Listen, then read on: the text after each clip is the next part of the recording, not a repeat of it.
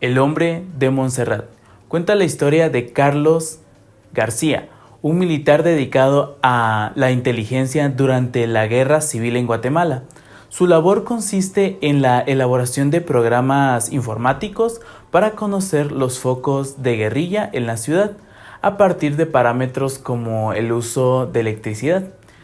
Es una tarea más bien monótona, como lo es la mayoría de su vida. Esa suave cotidianidad se ve alterada cuando un día, de camino a su trabajo, descubre un cadáver que le resulta familiar en la cuneta del barrio Montserrat.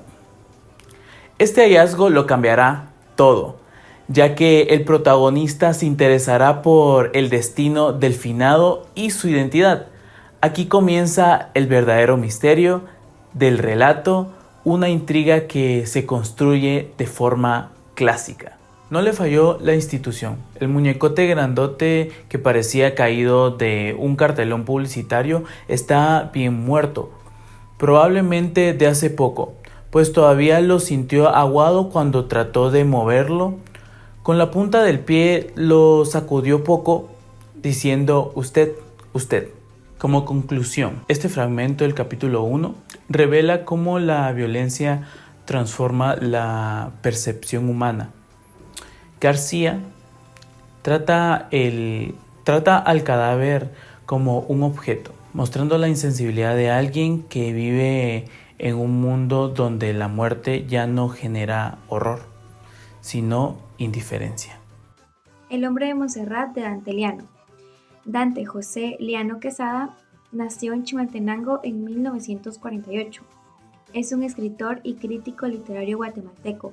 Ha sido uno de los escritores guatemaltecos más jóvenes en recibir el Premio Nacional Miguel Ángel Asturias. El hombre de Montserrat fue publicado en 1994. Se ubica dentro de la Guerra Civil en Guatemala, que duró de 1960 a 1996, en donde se vivían grandes violaciones a los derechos humanos, traiciones entre líderes políticos y fuertes represiones al pueblo guatemalteco. Esta realidad inspiró a Dante Liano para poder escribir El hombre de Montserrat. Capítulo 2. El teniente García se dirige hacia el cuartel y durante su recorrido se encuentra con noticias acerca de muertes y masacres. Luego le informan que encontraron una presunta casa perteneciente a los guerrilleros. Durante el capítulo vemos cómo el teniente García investiga por sí mismo la muerte del hombre de Montserrat. Entonces llama a la policía judicial y estos le dicen que tienen información, pero que debe presentarse porque es información para su conveniencia. Nos sitúan en la presunta casa clandestina en donde los militares están listos para atacar y en respuesta reciben el contraataque. Para este punto del capítulo, la casa queda completamente destruida y nos describen con detalle toda la masacre. Los dos sucesos importantes que encontramos en este capítulo sería cuando el teniente García está investigando la muerte del hombre de Montserrat por sí mismo y llama a la policía, y estos le dicen que tienen información de su conveniencia. En este momento, pues el teniente García se muestra más interesado en investigar este caso. El segundo suceso sería la crueldad con la que los personajes se hacen daño y cómo se vivía en esta época las violaciones a los derechos humanos sin ningún remordimiento. Con el fragmento, antes de que García pudiera contestar, Matamoros pulsó un botón con insistencia. Enseguida abrió el escritorio y de una gaveta tomó un frasco pequeño con una etiqueta verde y blanca. Sacó una pastilla. En eso entró el ayudante. ¿Me llamaba? ¿Licenciado?, preguntó. El licenciado Matamoros ordenó: tráeme un vaso de agua, pero así, mira. El otro desapareció y al segundo regresó con el vaso destilando en la mano. Se lo dio a Matamoros, que engulló agua y pastilla con grandes tragos. En conclusión de este fragmento del capítulo 3, ilustra cómo el poder corrompe las relaciones humanas, convirtiendo a los personajes en herramientas. La actitud de Matamoros hacia su ayudante y su propia dependencia de una pastilla sugiere que en un sistema tan corrupto todos, incluso los poderosos, están plenamente atrapados por ya sea su conciencia o incluso por el mal que han hecho, pues ellos están cumpliendo, no puede ser, se podría decir una sentencia, pero cumpliendo órdenes que tal vez ellos no van a estar de acuerdo con eso, pero eh, con base a su poder y a la persona que está arriba, pues tienen que obedecer, aunque no les guste. Buenos días, mi nombre es Rodrigo Hernández y yo les voy a dar dos datos curiosos sobre el capítulo 4 del libro El hombre de Montserrat de Dante Liano. Los puntos curiosos y que a mí me parecieron importantes de este capítulo fueron que los dos tienen similitud con el libro que leímos en el curso de Señor Presidente.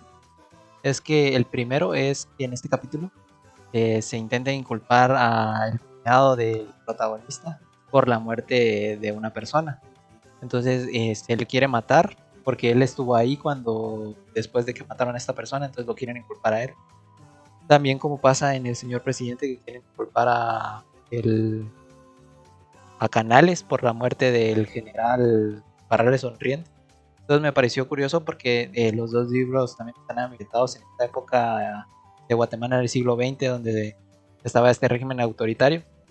Pero también el otro punto importante que quiero resaltar es que también cuando es así, en en los dos libros pasa exactamente lo mismo, que la persona que es inculpada tiene que exiliarse o escapar del país para que no lo maten.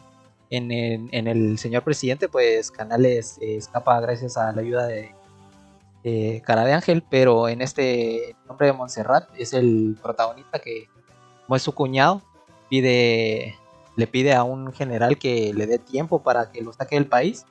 Entonces este le da un día, creo, para que pueda llevarse a su cuñado fuera del país. Y en el transcurso del capítulo, pues, en el carro, ellos están hablando y el protagonista piensa sobre cómo en ese carro pudieron haber tenido otra conversación o hablar de otra cosa y que ahora simplemente él se tiene que ir del país, el cuñado.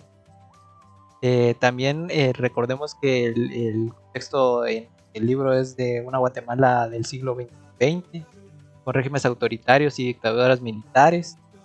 Y el libro se refiere a esta época más que todo en la Guerra Civil de Guatemala, que tuvo muchas violaciones a los derechos humanos, que en el siguiente capítulo que les va a contar mi compañero Joan, en ese capítulo se dice un poco más, se relata cómo es la parte de cómo el gobierno y el ejército trata a los pueblos, que ni siquiera les parece un trabajo duro, sino porque el cansancio que les genera, no porque estén matando personas. En el libro se retrata muy bien la opresión, el miedo y el control que se tenía sobre las vidas de las personas en esa época, que marcaron ese periodo en Guatemala. Dante Liano fue un escritor, bueno, es un escritor y que nació en Chimaltenango. Y este se puede encontrar ubicado en la generación de autores que emergieron en la segunda mitad del siglo XX tras el boom latinoamericano.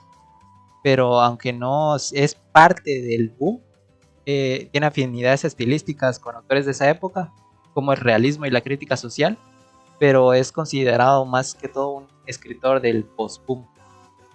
Gracias. Hola, a mí me toca hablar del capítulo 5. Una de las partes que quisiera destacar es sobre cómo los soldados llegan a un pueblo indígena y llegan a mutilar a todo este pueblo. Llegan a quemar todo el pueblo, matan a todos los habitantes, siendo estos sospechosos o no sospechosos de colaborar con las guerrillas. Y lo hacen porque entre ellos mismos te mencionan que ellos son una especie, y cito textualmente, un doctor que está extirpando un órgano malo para que el cuerpo siga estando bien. Esto lo dicen refiriéndose que el pueblo es el órgano malo, ellos son el doctor Ellos están extirpándolo, o sea, borrándolo la existencia de un país para que éste pueda seguir tranquilo y no contagiarse de esto que llaman comunismo. Eso lo hacen básicamente porque en la guerrilla buscaban la forma, de todas formas posibles, deshumanizar a las personas. Inclusive los soldados, después de haber cometido tal acto, no se sienten ni satisfechos, ni cómodos, ni celebran siquiera el hecho de lo que han hecho. Únicamente sienten que es su tarea, sienten que es algo como una cosa más que tienen que hacer. Ya ni les genera ningún tipo de emoción tanto positiva como negativa. Esto llega a demostrar el grado de deshumanización que tenían por ciertos pueblos, por ciertas personas, únicamente porque creían que pertenecían a la guerrilla o colaboraban con ella. Más adelante podemos darnos cuenta, siguiendo con esto, de que a pesar de que ellos no mostraban ningún tipo de emoción, sí les llegaba a afectar. Esto se puede ver con el coronel una vez que ya lo suben al helicóptero para que pueda indicarles cuál fue el punto donde fueron emboscados. Todos los síntomas que él muestra son síntomas de un estrés postraumático, de todo lo que ha tenido que vivir a lo largo de su vida. Después, ya avanzando al final de la obra, llegando al epílogo,